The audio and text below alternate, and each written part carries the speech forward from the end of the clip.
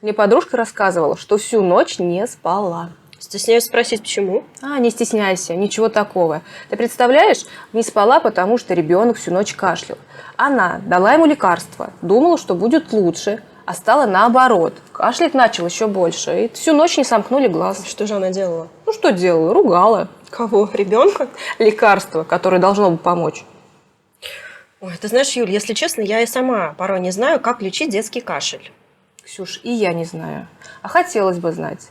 И я предлагаю поговорить об этом сегодня с нашим экспертом, известным педиатром Светланой Александровной Григорьевой.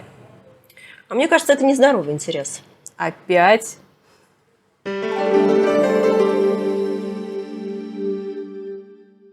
Светлана Александровна, у нас возник нездоровый интерес к теме детского кашля. Мы знаем, что кашель есть разных видов. Сухой, влажный, ларингитный. Как отличить один от другого? Ну, кашель у детей – это вообще очень актуальная тема, которая беспокоит практически каждую маму. Каждая мама всегда волнуется, если вдруг у ребенка появился кашель.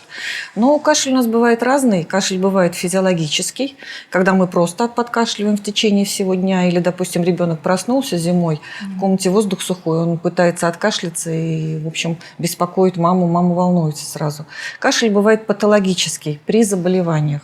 Заболевания могут быть абсолютно разные. Простудные заболевания, заболевания дыхательных путей, заболевания сердца, желудочно-кишечного тракта. Это могут быть гельминты, немножко напугаю вас. Да. Это может быть аллергический кашель. Поэтому, прежде всего, давайте сегодня поговорим про простудный кашель, да? Что сейчас вот актуально по нашему сезону. Ну, кашель бывает сухой, бывает влажный. Сухой кашель – это кашель, когда нет мокроты, ребенок откашливается, кашель не приносит ему облегчения, кашель чаще всего такой беспокоящий ребенка. Он бывает просто сухой кашель, покашливание, бывает приступообразный кашель, что пугает маму очень. Ребенок закашливается, начинает долго кашлять. И самый страшный кашель, который может быть, это при стенозе гортани, лающий кашель.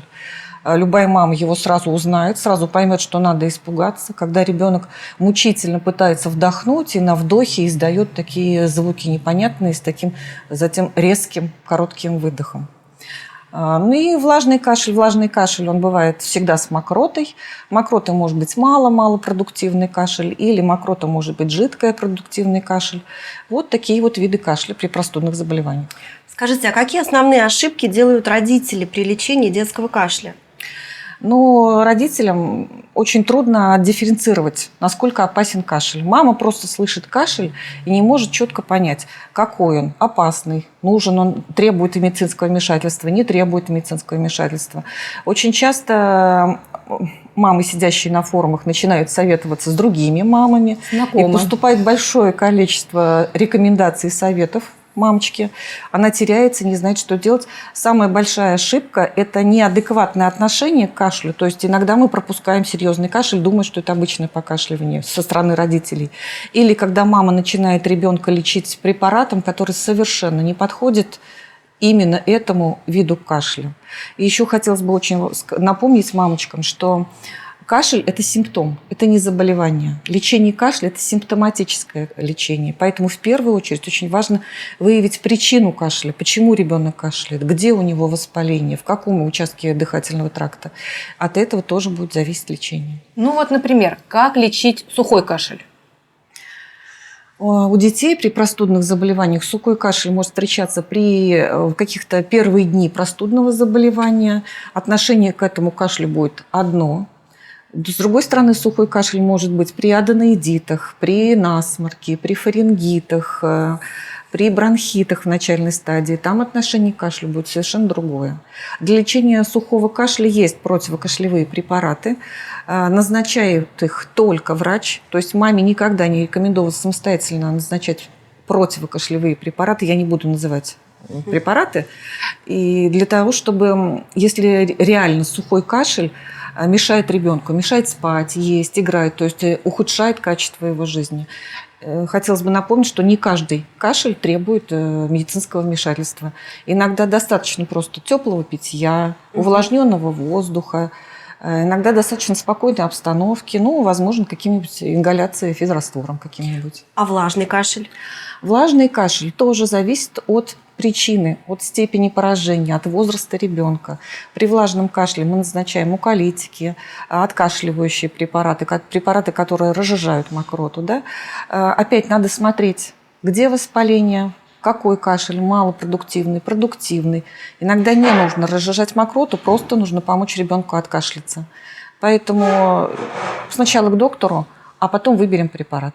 Светлана Александровна, ну вот представим ситуацию. Утро, надо вести ребенка в сад или в школу, ребенок просыпается с кашлем. Что делать маме? Сразу бежать к доктору? Ну, это немножко странно. Ну, странно и неправильно. Мы с вами ответственные мамы, мы самостоятельные, опытные мамы. Поэтому, если ребенок проснулся с кашлем, прежде всего давайте померим ему температуру. Спросим у ребенка, нет ли у него каких-то жалоб, нет ли у него насморка, не болит ли у него горлышко. Дети иногда действительно жалуются, что я устал с утра. Да? Это признаки простудного заболевания. Тогда мы с вами обязательно останемся дома и вызовем доктора. Если ребенок с утра прокашлялся, вы напоили его немножко тепленьким чаем, тепленькой водичкой, что он там любит у вас пить, и больше кашель не повторяется, то мы с вами спокойно идем в детский сад. Нет температуры, нет насморка, больше ничего, идем в детский сад. Симптомы тревоги утром во время кашля, если кашель приступообразный, тем более лающий кашель, тогда, конечно, вызываем доктора немедленно. Знаю, что сегодня есть такая тенденция использовать ингаляторы. Честно говоря, он у меня и у самой есть дома. Насколько правильно использовать ингалятор сразу, если ребенок начинает кашлять?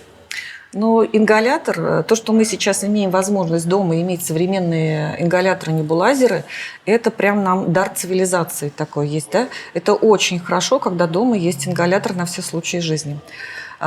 Современные ингаляторы, они очень удобные, они бесшумные, дети их не боятся.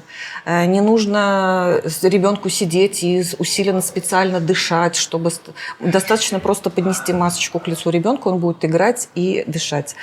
Ингаляции, если вы делаете дома без назначения врача, можно делать, но единственный препарат, которым вы можете без врача ингалировать ребенка, это физраствор. То есть никаких лекарственных препаратов без назначения доктора мы ребенку не ингалируем. Ну и прошу вас не пользоваться минеральной водой и питьевой водой, когда вы используете небулайзер. Небулайзер обычно от этого портится. Мы не получаем этот наш мелкодисперсный туман, вот эту субстанцию, которая... И вы просто не достигнете никакого эффекта. Но еще минеральная вода, мы никогда не знаем состав этой минеральной воды. Там нет стандартного состава. И там могут находиться соли, например, кремния, которые, попадая в легкие, остаются там навсегда. Ну, как у шахтеров. Поэтому только физраствор, 0,9% раствор натрия хлорид, и только то, что назначит вам доктор. А есть такой термин, я слышала его как заболачивание легких. Мне всегда казалось, что он под собой имеет то, что нельзя по каждому поводу делать ингаляцию. Это так или не так? Но ингаляция – это лечебная процедура, поэтому каждая лечебная процедура имеет свои показания и противопоказания. Поэтому пользоваться бездумно в огромном количестве, без показаний, конечно, это неправильно. И хорошо еще вы спросили про заболачивание легких по поводу того, когда мамы при влажном кашле начинают назначать ребенка препараты, разжижающие мокроту. Мокрота разжижается, ее много. Ребенок маленький, он еще не умеет ее откашливать. В результате мы получаем с вами закупорку бронхов большим количеством жидкой мокроты. Вообще рекомендуется, что все муколитики и разжижающие препараты применяются не более 5 дней. Дальше должен посмотреть врач и решить.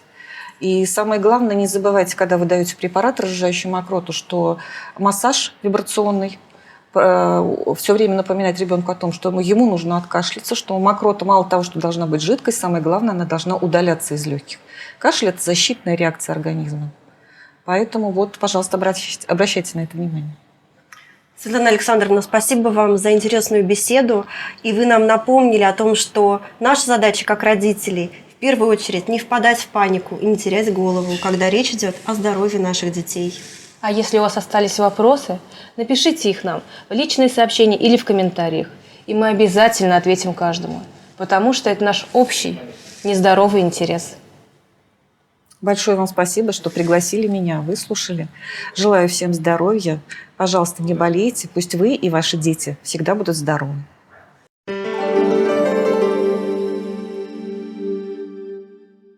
А правильно, что я ушко одно открыла? Оно у меня открыто или... У тебя открытые, у тебя очень хорошие ушки. А ушки – это тема следующего эфира. Ушки на макушке. Зовем Лора.